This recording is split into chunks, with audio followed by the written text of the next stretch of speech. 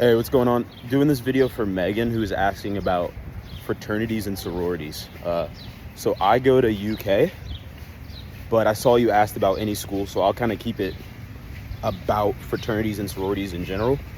Also, I know obviously a bit more about how like fraternities work because I'm in one, but generally at any school, there's going to be anywhere from 5 to 15 fraternities and sororities each. It's like 5 to 15 sororities on campus, 5 to 15 fraternities. Sometimes they have anywhere from like 20 people to like a couple hundred people in some of the bigger sororities.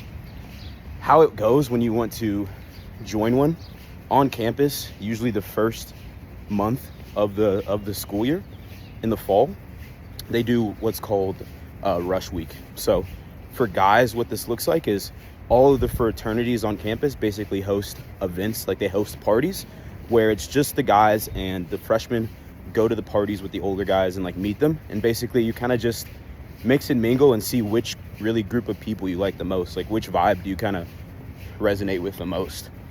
And you do that for a couple weeks, and then you try to join the fraternity you like the most. The fraternity chooses the anywhere from 20 to 50 freshmen that they like the most, and then they invite them to be a part of the fraternity. And then for guys, there's a process you go through for like another couple of months called pledging, where you're basically learning about the fraternity, meeting all the older guys. For sororities, the process is a little bit more, I don't know how I would say, like uptight, I guess. Like it's a little bit more formal. So you're doing the same things usually, where girls are going around to campus and they're meeting like each of the different sororities. They're touring the house. They do like interviews with some of the older girls. And it's a little bit longer of a process. But basically, I think they call it, like here, they call it pref week, where you kind of choose which sorority you like the most. You go and meet with a lot of those girls. They interview you. If they like you, they extend you like an offer, I guess.